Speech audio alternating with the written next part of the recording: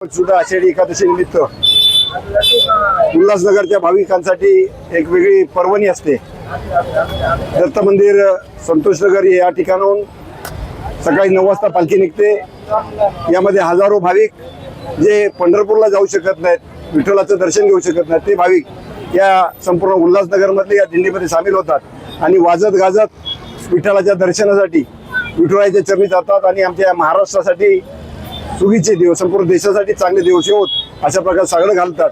आज अत्यंत उत्साहामध्ये सकाळपासून या दिंडीला सुरुवात झाली। सकाळी 9:30 वाजल्यापासून महिला, तरुण, वृद्ध या दिंडीमध्ये सामील होतात। आपण पाहताय की आम्ही जे तरंग करतो तेच आमच्या आयुष्यामध्ये निर्माण होतात। आनंदाचे डोळी आनंद तरंग, अशा प्रकारचा आनंदाचा हा तरंग आम्ही संपूर्ण उल्हासनगर वासियांसाठी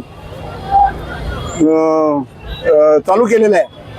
उल्हासनगर वासियांचं आरोग्य चांगलं लाभावं आणि उल्हासनगरात चांगले दिवस येतील। आज सकाळी चंद्रकांत बोडारे साहेब, भाऊ भाजप नेते आणि आमदार कुमार आयलानी यांच्या हस्ते आज पूजा झाली, आरती झाली आणि पायी दिंडीला सुरुवात झाली।